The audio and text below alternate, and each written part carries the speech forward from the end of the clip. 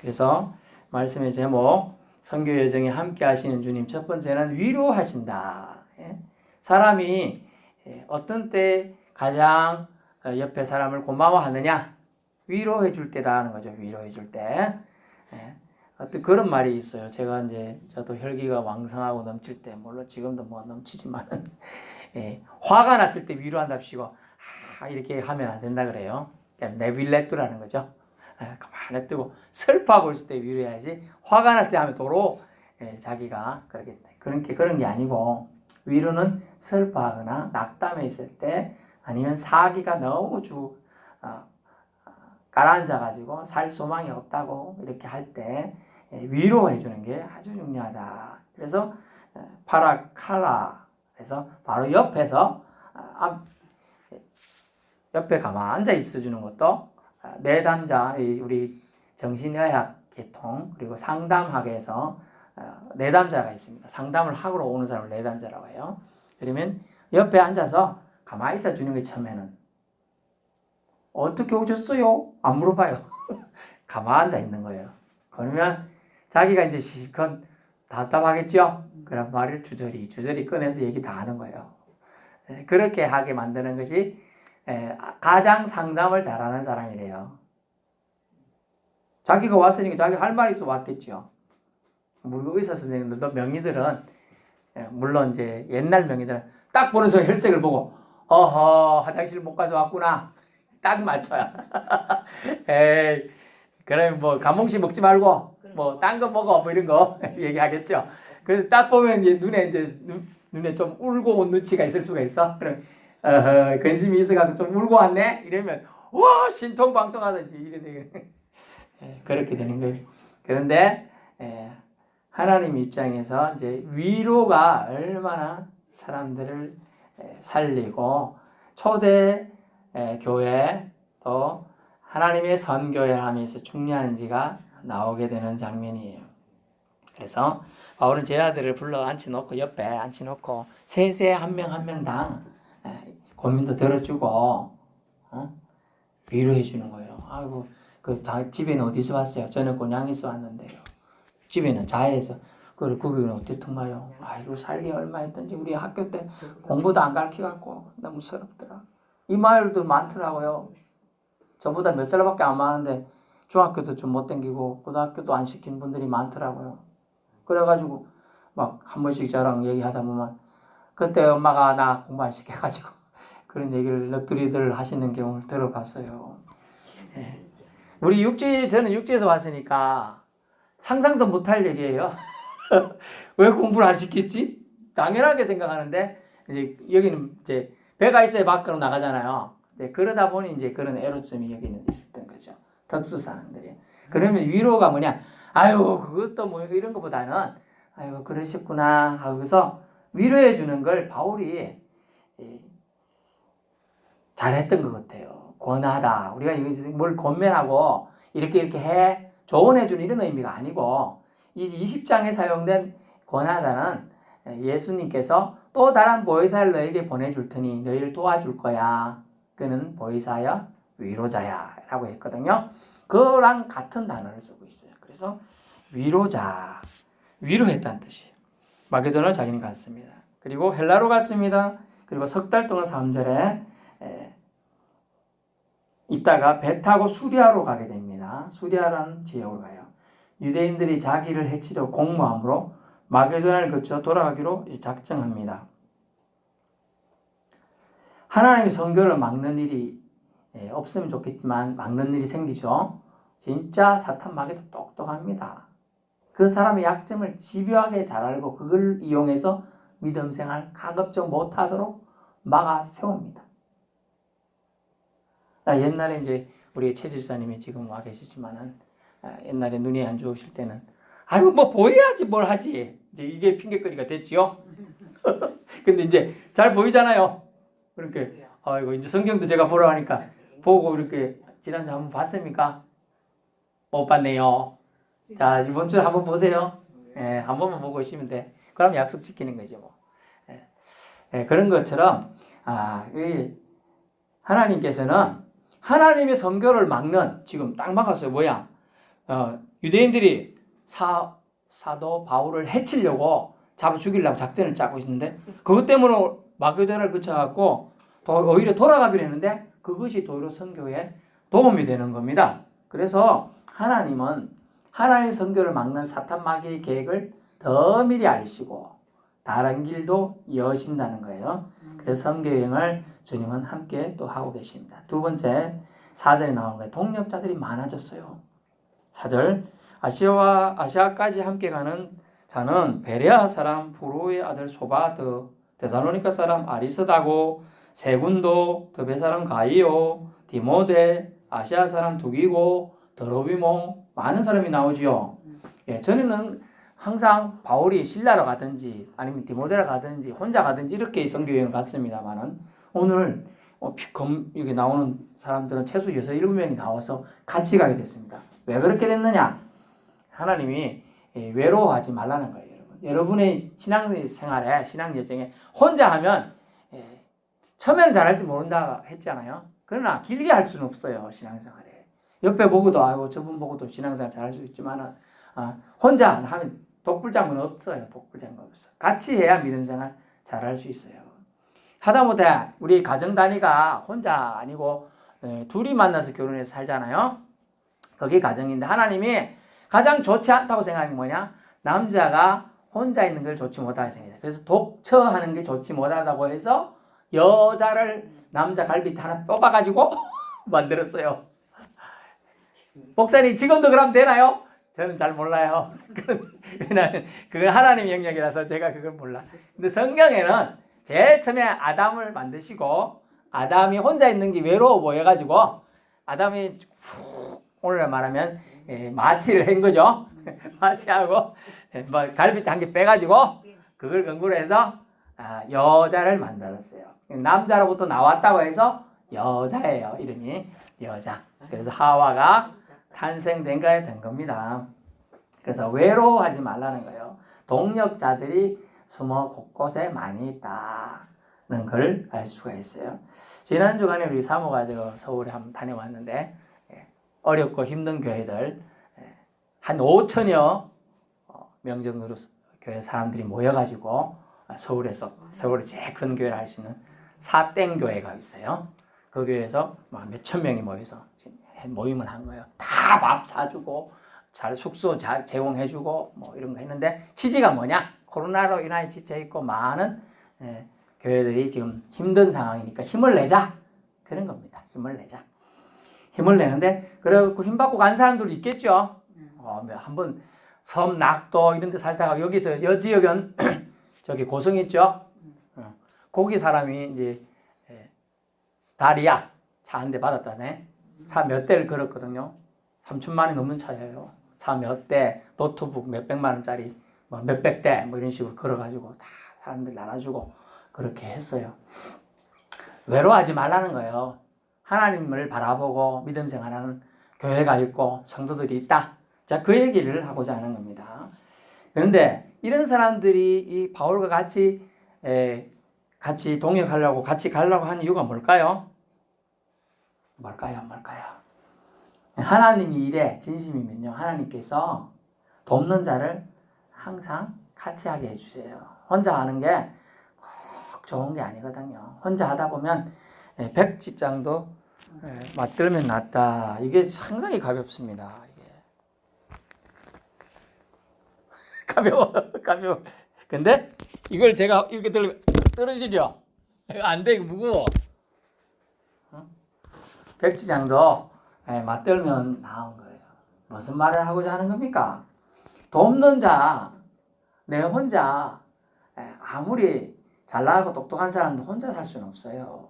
그 사람 혼자 무인도 가서 네 모든 조건 가지고 살아라 하면 맨날 못 버텨요. 외로워서 죽을 거예요. 외로워서. 그래서 하나님이 이래 여러분이 진심이라면 반드시 동력자들을 붙여주실 거다라는 걸 4절을 통하여 우리는 교훈받을 수 있습니다. 그래서 선교여행은요, 여러분 기억할 건 기다림과 뜻대로 행함의 조화가 필요하다. 본문에 보니까 석 달 동안 있다가 부분도 나오고요. 6절에는 닷새 만에 이런 부분도 나오고요. 또 뒷부분에 가면 첫날에 이런 표현도 나오고 날수들이 좀 나오게 됩니다. 그리고 도착 언제쯤 가려 하느냐? 오순절 안에 이런 표현도 나오고 있어요. 그래서 시간들이 있는데 어떤 때는 석 달을 그거 휙 가는 시간도 있고요. 또 어떤 날은 닷새라는 걸 기다리면서 하는 시간도 있고요. 그 시간이 있다는 거예요. 그래서 잘 기억할 것은 뭐냐면 하나님의 일에, 즉 선교 여행에 또 여러분이 어떤 목적을 두고 있는 일에는 기다림과 뜻대로 행함에 있어서 조화가 반드시 필요하다는 거였어요. 그래서 석 달 동안 시간을 기다릴 시간도 필요하고 어떤 부분은 먼저 가서 기다리고 어떤 부분은 7일을 기다리는 부분들이 있었다.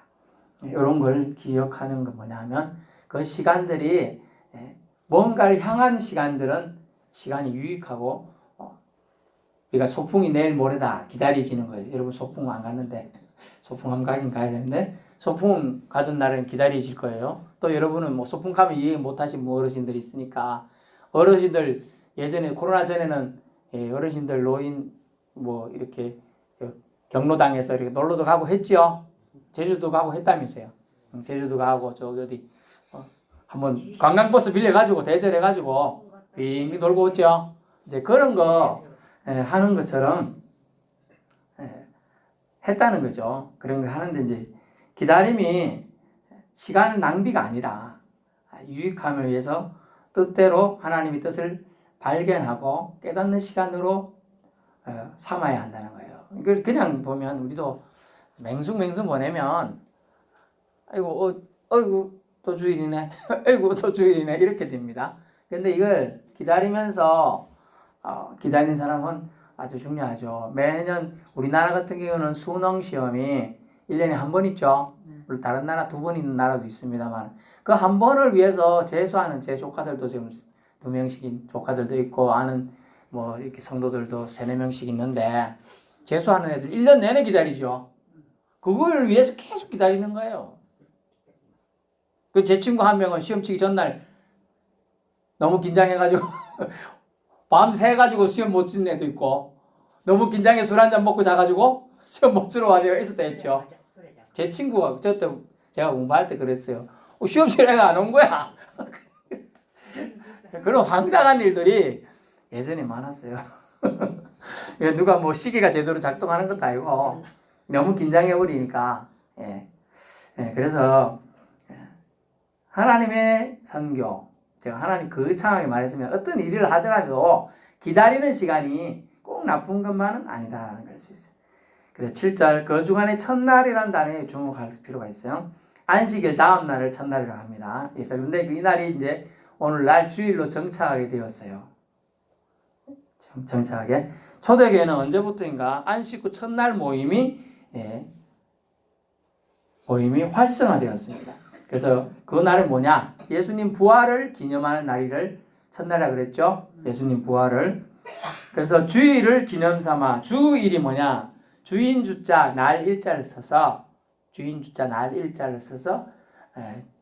주님이 부활하신 날 이 뜻을 줄여서 주일이라 해요. 주일을 기념 삼아 집회를 가지게 되었습니다. 그런 습관이 교회 전체로 확산되었음을 알 수 있는 구절이 그 주간의 첫날이라는 표현이 됩니다. 밤중까지 이어진 말씀이 있었습니다. 요즘에는 지금 제 후배가 대학은 후배인데 목사님으로서는 한 10년 선배가 됩니다만 그 후배가 지금 중국에서 지난번에도 우리 교회 한번 왔었죠. 그 선교사 딸이 왔었는데 거기서 목회 힘들게 하고 있고 점점 더 중국에서는 이제 자꾸 이제 선교사라는 명칭 자체도 못 쓰고요. 하나님 할 때 하마다 가서 잡아가요. 그래서 하를 안 하고 히읗만 히읗 나님 이렇게 해가지고 카톡이나 문자를 쓸 수 있어요. 뭔 뜻이 이해돼요? 하나님 하면 이게 그 애들은 이제 공산주의잖아요. 공산주의이기 때문에 유일신을 받아들이지 않아요. 공산주의는 그렇기 때문에 그 제어를 걸고요. 조금만 좀 이상하다 하면 건물 이제 임대료가 있잖아요. 남은 나라 사람들이 와서 했으니까 임대료를 막 올려버립니다. 못 견디게 하고 나가게 만들. 그런 구조로 이사하게 되고 막 좀 힘들다 그런 얘기를 하는데 그래서 그들은 그런데 기본적인 이제 말씀을 한번 하면 지금은 이제 우리 한인교회는 그렇진 않지만은 흩어져 있는 스캐터, 흩어져 있는 교회들은 말씀을 최소 5시간에서 10시간 한다는 거예요. 지금 우리는 몇 시간 해요? 1시간 정도 안 되죠. 제가 좀 길게 하면 1시간 정도 넘는데 그런데 10시간 가까이 하는 거예요. 그러니까 이게 저녁에 만났으면 밤새도 지금 6시부터 해서 새벽 6시까지 하는 거예요. 12시간, 10시간 이렇게 되는 거죠. 왜냐하면 평생에 한 번 거지 올똥말똥이죠. 지금 바서서 바울하고 이렇게 가잖아요. 그죠? 근데 듣도 못한 얘기를 하거든요. 하나님이 계시다 이 얘기도 못 듣는데 이제 그 얘기는 들었어. 근데 하나님이 예수님 통해 구원받는다고 한다? 그 얘기 또 처음 들었어. 그렇게 너무도 듣고 싶은 거예요. 그러면 그 얘기 또 해주세요. 그 얘기 또 해주세요. 우리 손주들이 옛날 이쁠 때 할머니 재밌는 얘기 좀 해줘봐. 그런 얘기 안 들어봤어요? 아유, 손주들이 안 착한갑다. 손주들이 와가지고 할머니 재밌는 얘기 없어? 이러면 맨날 들어봐. 이러면서 우리 소년 나인 얘기하고 뭐 그랬을 건데 그런 얘기를 이제 해주는 거예요. 그러면 할머니 레퍼토리가 똑같은 얘기 지나면 나중에 똑같죠? 옛날에 한 얘기 또 했는데 할머니 그 옛날에 들었는데 다른 얘기 해봐. 이제 그렇게 되는 거예요, 할머니. 그런데 다음 주까지 이 말씀이 길어졌습니다. 복음 전파 열정이죠. 이 사도 바울도 잠을 자야 그 다음에 가는데 하도 말씀을 듣고 싶어 하니까 밤새도록 지금 밤새도록 밤이 맞도록 깊어진 거예요. 그래서 밤은 쉬어야 되는 시간인데 계속 말씀을 전하게 되었어요. 그 주일 모임이 언제였냐? 주일 모임 정말 그대로 첫날 모임을 가지게 됐어요. 그 주간 첫날에 뭐하러 모였다고요? 떡을 떼려 하여 모였더니 그래서 우리가 예배라는 걸 예배만 딱 드리고 그건 뭐냐? 말씀 예전이라 그래요. 어려운 단어 쓰면 말씀 예전만 딱 하고 가는 거 이게 아니고 초대교회는 원래 떡을 떼는 취지예요. 떡 식탁 공동체 식탁에서 모여서 교제하면서 코이노니아라고 그럽니다. 말씀 떡 먹이는 밥 먹으면서 얘기를 이리 둘둘이 나누면서 어떻게 살았노 이러면서 얘기하잖아요. 우리가 거의 수요일도 보고 하니까 괜찮지만 만약 몇 달 만에 어디서 왔다 그러면 어떻게 지냈어? 이런 막 얘기하겠죠. 이제 그런 거 하면서 은혜가 되기도 하고 그런 경우는 이렇게 해야 된다. 조언도 서로 주고받고 이런 얘기를 하는 겁니다. 그 얘기를 하고자 하는 거예요. 그래서 주일 모임의 의미가 떡을 떼고 말씀 교제까지 초대교회 때는 지금 이루어지고 있습니다. 교회라는 명칭은 쓰지 않았습니다만은 그렇게 하는 것이 원래 말씀 예전과 식탁 예전이다. 성찬식을 결국 의미하는 것이 되겠습니까? 우리는 이해가 잘 안 될 수가 있겠습니다만은 우리가 생각하는 예수님이 성만찬 했던 것처럼 포도주와 떡을 뗐잖아요. 이제 그런 것이 성만찬의 전례가 저 앞에 있는 의식이 되었다는 뜻입니다. 그런데 이때 무슨 일이 있었냐? 9절에 유두고라는 청년이 나옵니다. 이 청년이 자리가 없었던지 아니면 더워가지고 사람들이 제법 이 정도 크기인데 이제 좀 높은 데가 있었습니다만 그래도 이제 우리 때처럼 선풍기나 에어컨이 없잖아요. 그럴 게 없어. 그래가지고 창에 걸터 앉았어요. 창에 바람이라 좀 들어오려고 너무 졸리고 그래 앉아 있었는데 자꾸 얘기 길어지다 보니까 졸다가 오만 어떻게 됐어요? 그 높이가 3층에서 떨어졌어요. 3층이 1m 깨도 3m죠. 보통 우리 지금 여러 정도가 2m 50으로 잡습니다. 그럼 7, 8m잖아요. 그죠? 보통 사람 떨어지면 다치든지 뭔 일이 생기겠죠?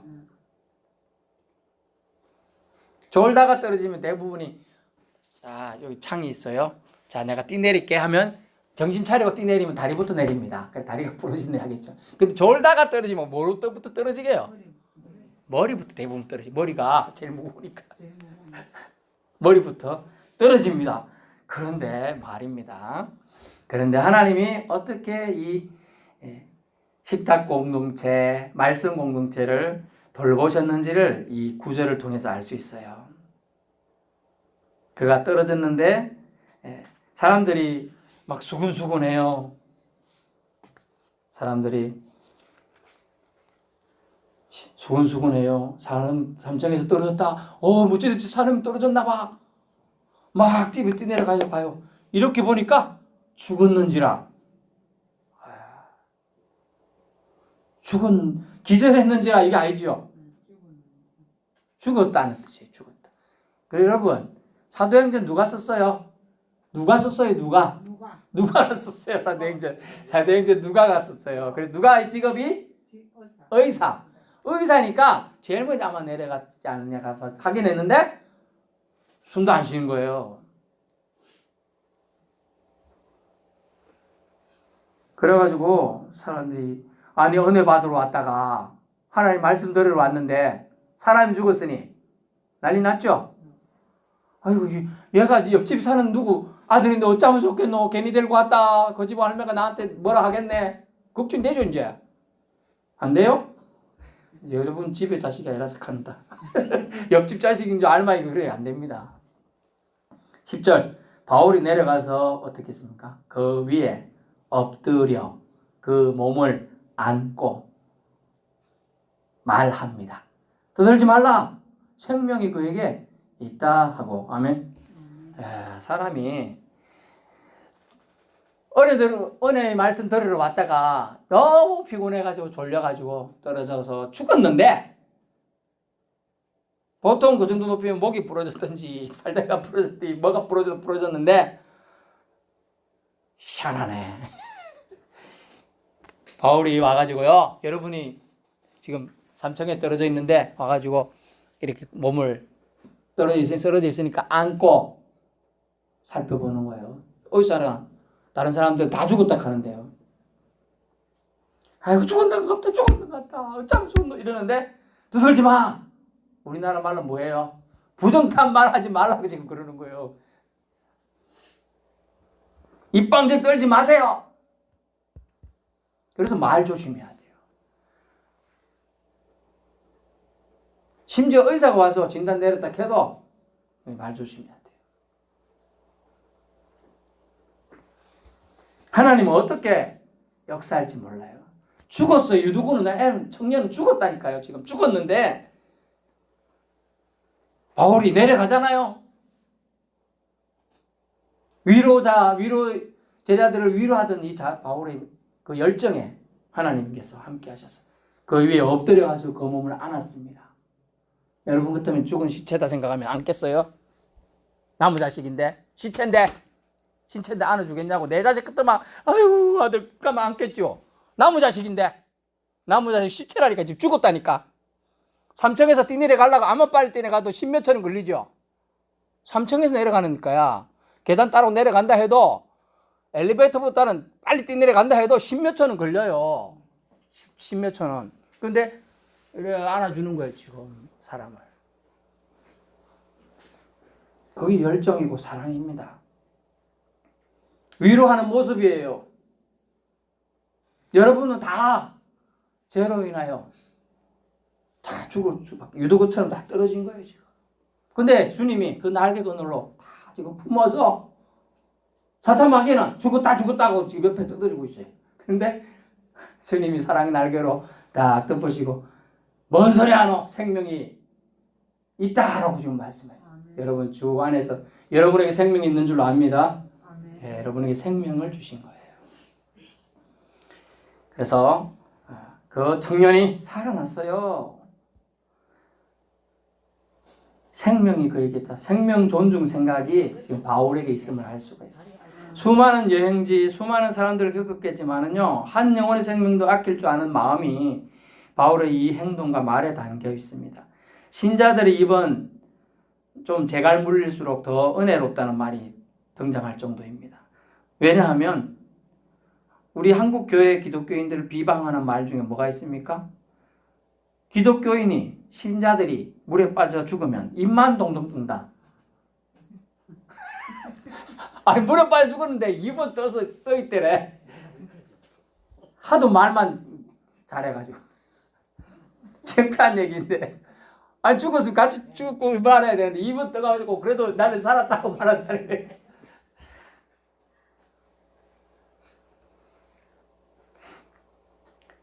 그래서 우리는 입방정 뜨는 게 은혜로운 말이 아닐 경우가 많아요. 염려의 말, 좋지 않습니다. 오히려 상황을 악화시킬 뿐이에요. 염려의 말은요. 그러므로 말 조심해야 된다는 걸 알 수가 있어요. 또한 유두굴한 청년이 떨어진 걸 우리가 보고 교훈받을 수 있는 게 뭐냐 하면 예배 시간에 졸아서는 안 되겠다. 이렇게 교훈 삼으면 또 안 돼요. 사람이 피곤하면 졸 수도 있지.